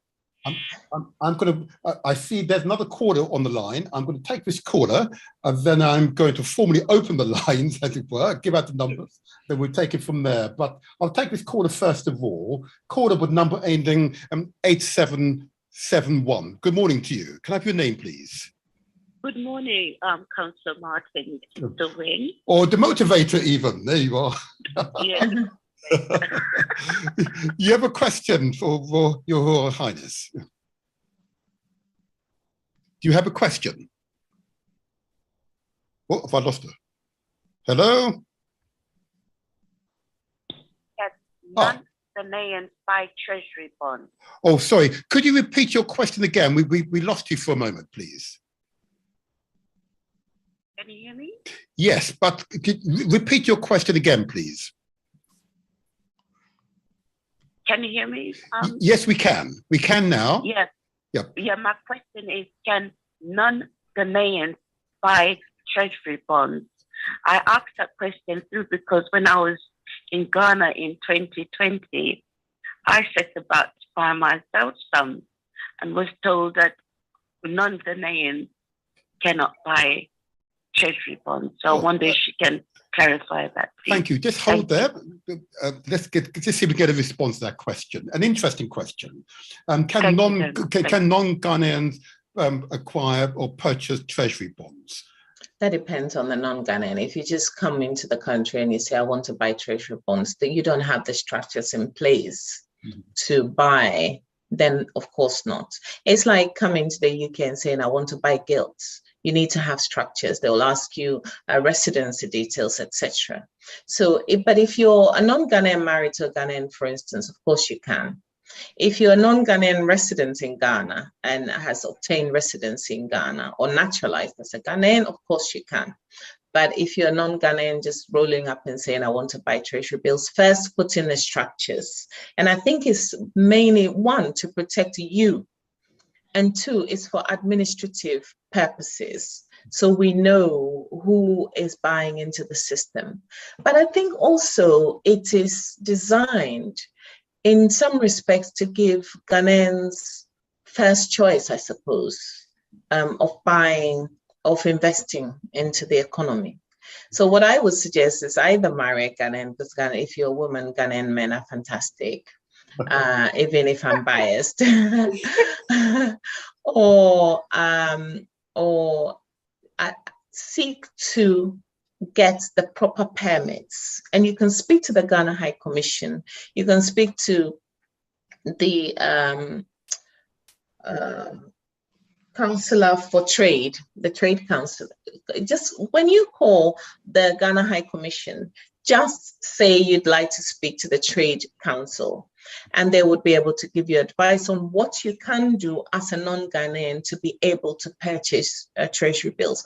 So you can do, but you need to have the proper processes in place and establish yourself before you can go into buying them.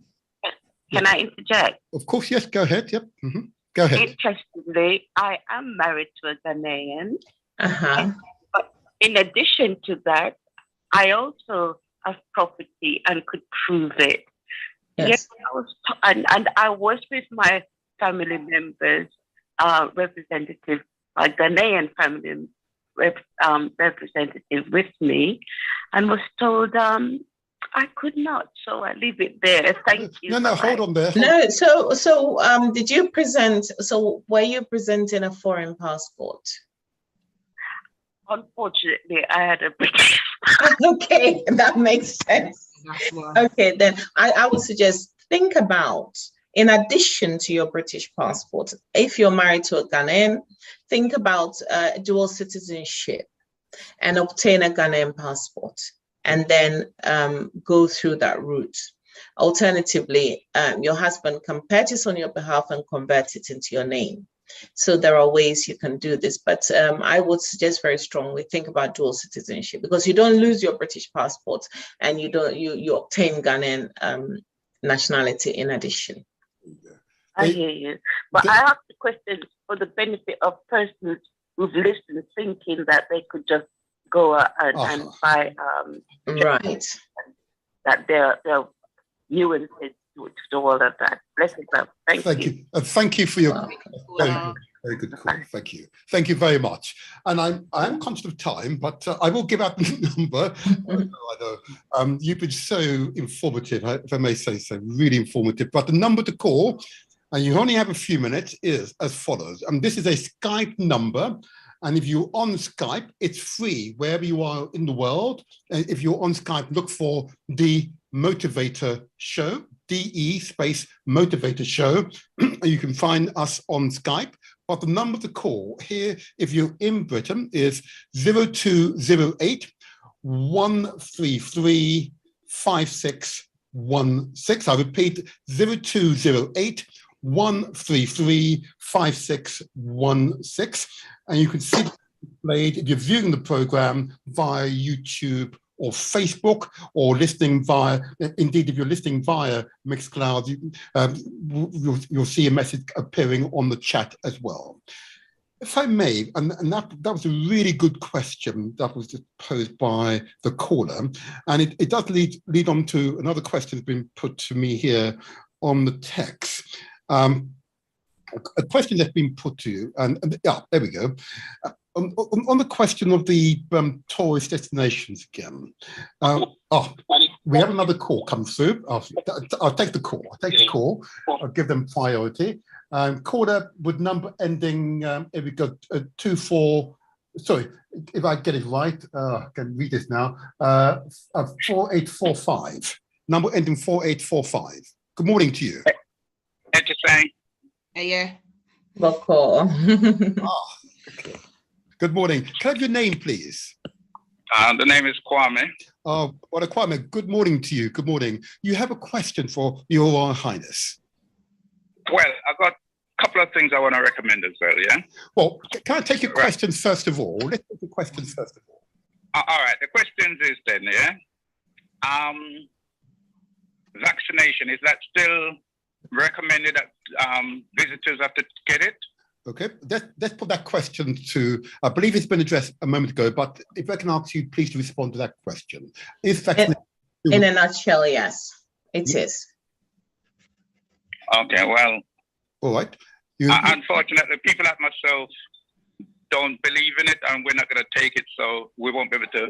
Which vaccination are you talking about specifically? Are you talking about yellow fever vaccination or any kind of vaccine? Or are you talking about the COVID vaccination? Yeah, the pandemic vaccination. The COVID pandemic. You need to, yes, in some respects, but there are reductions and they've sort of limited what you should and shouldn't do. So the rules are changing very, very, very fast. I think in Ghana, there is still some level of requirements, but where you had to do take the two vaccines, you don't need to do that anymore, which is point of entry tests and the vaccination beforehand. I don't think you're required to do one or the other anymore. You need to check what the latest requirement is on the Ghana government website. So go to Google and look for Ghana High Commission UK and check what the latest is. If you feel strongly that you don't want to take the vaccination, that's fair enough. But at the moment, Ghana, like every country, has to abide by international rules. And so if the requirement is to be vaccinated before you arrive, there is not much we can do. So you may want to wait until everything is completely lifted and then visit Ghana. Okay. Your second question, Corda, I'm just conscious of time, you see. So your second question? I appreciate that. I just want to endorse the Kakum National Park. It's a very... okay. I took my children there back in 2018. And they thoroughly enjoyed it, yeah? Do you have any pictures you could share with me, maybe, Brother Kwame? I'll have to double check on that. Oh, come on now. You take pictures all the time. So what, Your Royal Highness, what's so special about this park? I've heard a lot about it. What's so special about it? I think it's the walkway. This walkway that I spoke about earlier. Not only is it a tropical park with other attractions, but it's also the tradition behind it, and this canopy that you have to walk from one end of the forest to the other, and it's a hanging canopy. You know, and it's a very scary experience. But for some, it's adventure. And that's what makes that park really, really not only popular, but a place to visit. But then it also has, you know, you get to see the African elephants, for instance. You get to see wildlife that you would not normally see in zoos around the world.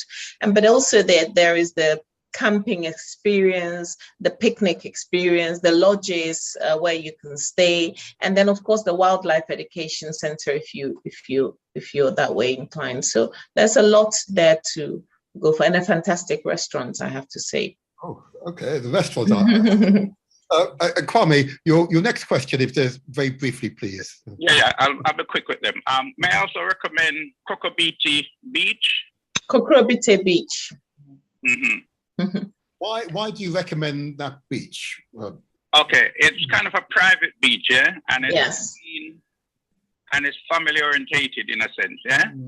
And sometimes someone just going to Africa or Ghana for the first time, it's nice to show them your best shoes rather than show them your old shoes, if you know what I'm saying. Okay, all right, okay, duly noted. Any other observations? Right. Also.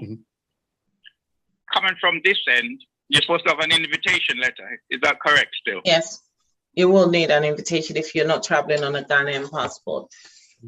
Right. So basically, all the types of immigration rules that would apply to visiting UK if you were coming from another country applies to Ghana. Yeah, but what I'm trying to say is that, I mean, you cannot say welcoming tourists and you're telling the tourists who don't know nobody there to have an invitation letter. You can't say welcoming tourists to the UK and say to tourists who knows nobody in the UK that they can't have an invitation letter. These are international rules. And I think that in terms of organization, in terms of administration, it's important to understand that Ghana, like every country, has to have these facilities in place. Let's not forget, the humans are humans. For your protection and for my protection, as much as we'd like to think that we live in a utopia, there are people who may go to Ghana with not the best of intentions. Ghana has to watch out, for instance, for people like pedophiles who may go to exploit the kids in the country. Ghana has to watch out for people like criminals. Ghana has to watch out for people like terrorists. So in order to protect you as a visitor to Ghana, Ghana has to have rules around immigration. And if we decide that that's not the case and that Ghana should be open to every single person, one, we would not have the infrastructural facilities to be able to make that possible. But also, two, we may put you and I, who are visiting for the right reasons, in danger. So from a Caribbean perspective, I said earlier that there is an argument to be made for why we should open, we shouldn't require certain things, and it's down to advocacy. So I would encourage very strongly that a group of people come together and advocate and say, this is why we believe Ghana should remove some of these restrictions. But for now, rules and regulations has to apply. Well, the Kwame, yeah, the thing is, if I go to the Gambia, I don't have to have all that wahala, you see. Oh, okay. Well, I didn't understand that, so I smiled. I'm sorry. What does wahala mean then? Wahala means trouble. Oh, trouble. I see. He doesn't have all the types of restrictions going to Gambia as he has when he goes to Ghana. It's different countries and for different reasons. There are various reasons why Gambia may be a lot more relaxed. It may be that historically Gambia has not been one of the natural countries that people would want to visit, whereas Nigeria and Ghana are. And so there are administrative reasons that why Gambia may say right now, I don't know too much, I have to admit, about Gambia's immigration practices, but I can wager that there are still rules and regulations and requirements before you can come to Gambia. But it could also be that in order to attract a high level of tourism to the country for whatever reason, Gambia would have relaxed some of its rules, and that would be proper. But I suspect it may have started with advocacy. So let's advocate for Ghana. Can I, Brother Kwame, I'm going to say thank you very much for that. I'm going to go to Corder. Callers, can I ask you please to turn off your device in the background before I bring you forward? Callers, can I ask you to turn off your device? Background, we're receiving feedback. Can I go to caller with number ending 6676? No, I've lost that one.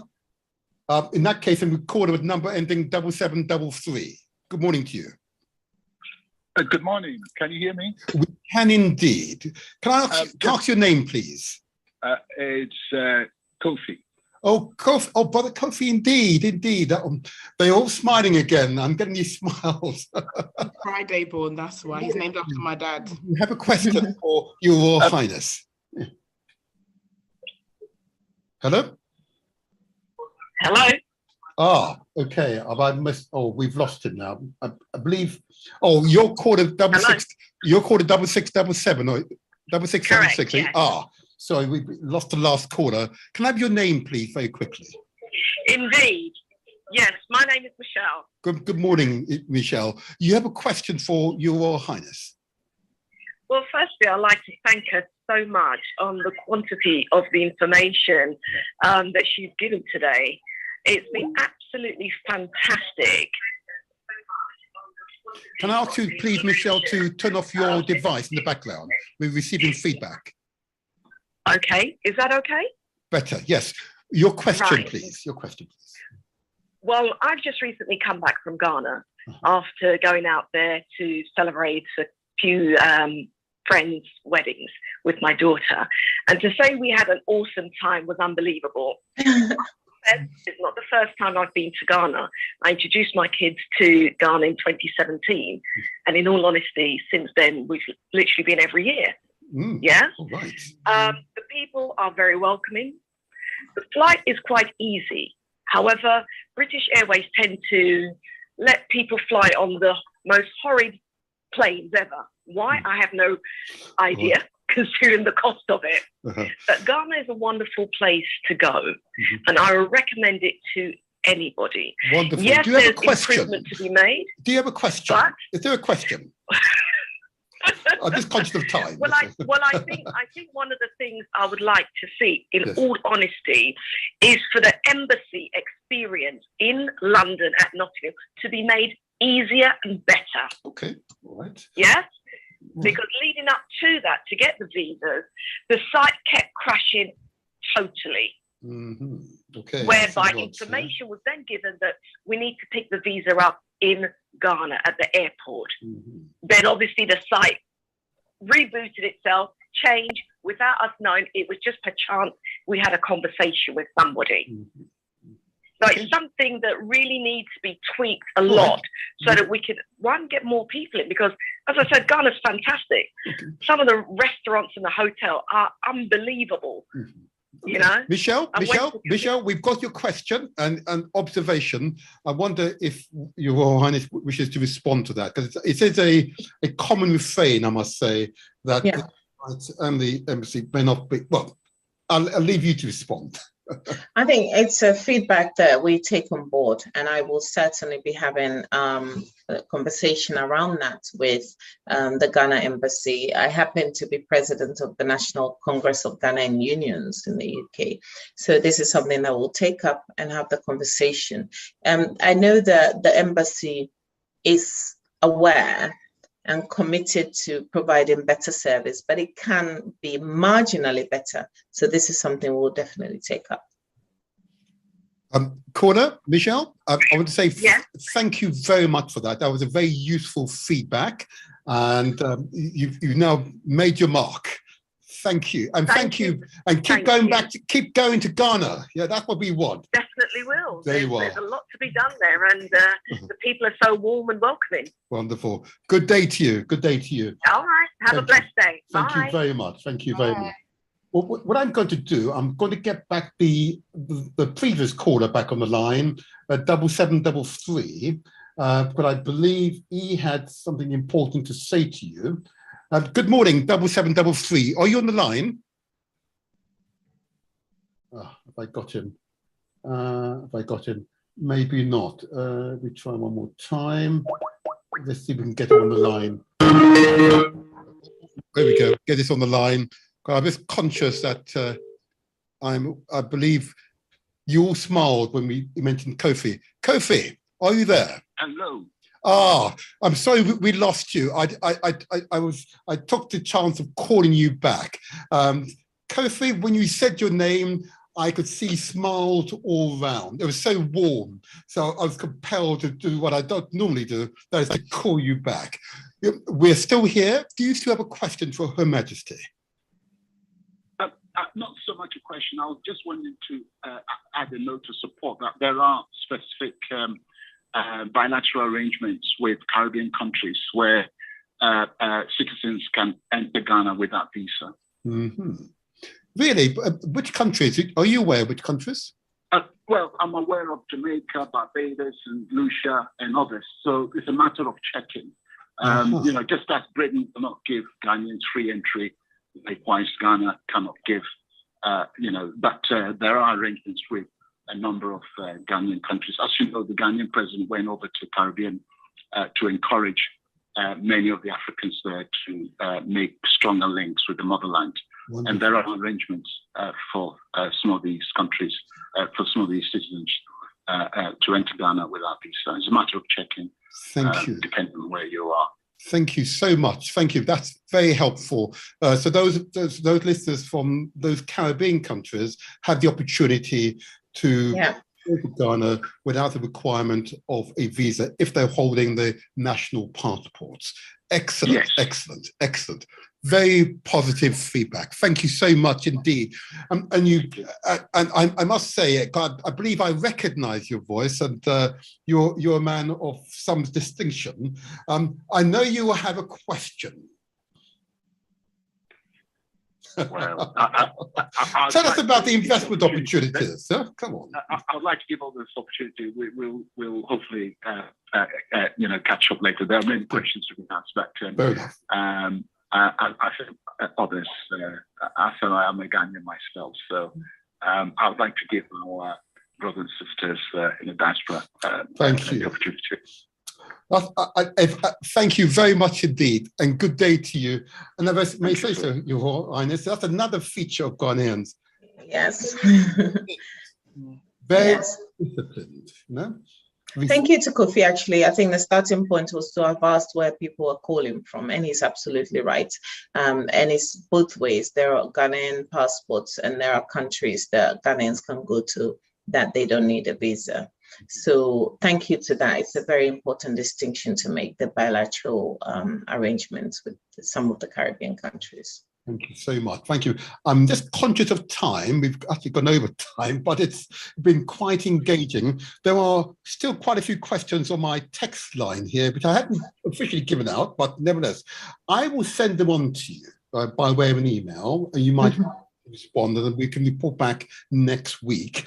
But I have plus 40 questions so far.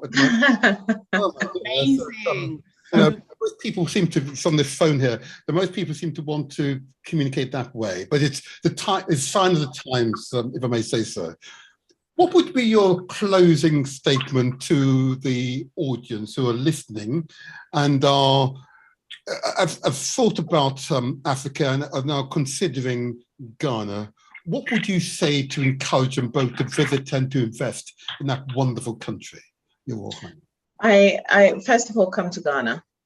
We want you to come. We need you to bring your resources, both human, financial, skills, etc. Come and help build a healthy, not only Ghana, but Africa. As you've been told, the people are warm and friendly. But I always put a caveat. We always need to be realistic and put things in context. As welcoming as we are as a people, as beautiful as the country is, we are not without our challenges. So I don't want you to go in thinking, well, it's some kind of paradise. It isn't, but it's as close to paradise as possible that you can get. But also, I always say, I said earlier, that every country has a right to defend itself and its citizens and its visitors. And so we are mindful that in every country we have laws, rules, and values. And when you go into Ghana, most people that come into Ghana are automatically respectful anyway, but I will say respect the culture, respect the people, and come with an open heart. And as we say in Ghana, if you come with one hand, we shall receive you with two, if you come in the right way. So Ghana is a fantastic place to be. Come and explore. You'll be surprised. Some of us are still exploring and it's our land. Yeah. But please come and explore the hidden treasures that Ghana has to offer. And we say, Moenga, we say Boba, and we say Akwaba. I'm familiar with Akwaba. I'm going to leave the last words from this interview to my co-presenter, okay, who is a proud Ghanaian woman, okay. She may want to say something to you in closing. Go ahead. Your Royal Highness, I just want to say thank you for coming and, telling everybody how rich and beautiful Ghana is. It's making me miss home so much as well, and I definitely will ensure that my son is going to Ghana next year, and we are applying for a Ghanaian passport, so hopefully that will encourage us to go. But just thank you for just making people understand how amazing Ghana is. And I definitely, even me, I want to invest in Ghana and, you know, go see the local delights. And, you know, I will definitely research my heritage and where my name comes from, because it is very important to us and for me in growth and identity. So thank you so much. Thank you for having me. It's always a pleasure. If you call me again, I will make a point to attend and educate. Thank you so much. And we will call you again. But it is clearly obvious that you are a fountain of knowledge, okay? But more importantly, and I've said it many times, speaking to African communities across London, it is those who hold our culture, who exhibit our regalness, if I may say so, okay, who are the heart of who we are, okay? And it's such people that we must give appropriate respect to, because you are the custodian of our history, our cultural identities. And without you, we are nothing. Without you, we are nothing. So I want to say to you, please, long may you continue to enjoy your wonderful life, and long may your wonderful charitable work continue. You see in the background, I know that you have a number of achievements, okay? Now, it's interesting, and I know I'm going on slightly longer, but I want to say this, I've not had the opportunity to say this, that as part of my research and looking at your work, what I noted is that you'd won a number of important awards, and one, of course, is the Ghana Chieftaincy Excellence Award. Well done, well done. Honestly, if I may say so, we need to applaud this, you know. Now, these are the accolades in recognition of your wonderful work. And indeed, the other interesting piece of work which I've found, which is you see in the label somewhere on above my shoulder, the Global Women's Network. I've read enormous amount on your work in support of girls and ensuring girls are free from abuse and so on. I want to commend you. Absolutely. Thank you. And say on behalf of the African world, thank you. Please don't give up that work. And whatever we can do to help you in the work, feel free to contact us anytime there's an event or an activity that you believe that we should be giving publicity to. Please tell us what it is, and we will publicize any activity, any event that you so wish. We welcome your work in this regard. Thank you. Thank you very much. I'll take you up on that offer. Thank you. My last comment here is that you have been so warm and open and responded to sometimes from our naive, innocent, such patience, because you understand that the African communities worldwide, the majority of them have connections with Ghana. In my case, according to my genetic line, it's Benin. You mentioned Benin. Yep. Benin. Absolutely. My father, who could talk much longer than I can tell, it espouses the pride that he's able to connect his lineage directly to Ghana. Okay, it is tremendous, and that was a source of pride of why my first son, I can say, his name is Nkrumah. Okay, Nkrumah. At age 16, I gave him the big profile, of Kwame Nkrumah, and I ensure he understood why the name is and remains significant. And that was a source of strength, both physical and spiritual strength for him, and to which he excelled in his academic phase of his life. I was so proud of that. And it's got the people like yourself who keep the memories of our ancestors alive. Thank you. You're most welcome. Anytime. Thank you very much for having me. I say to the audience, this has been a Motivator Show, and I hope you all want to engage in positive actions. May you all have a good week, or should I say, strong, as we say here in this show. Good day to you all. Goodbye. Goodbye. Okay, bye everyone. Bye. Bye. Wow, wonderful program. Wonderful.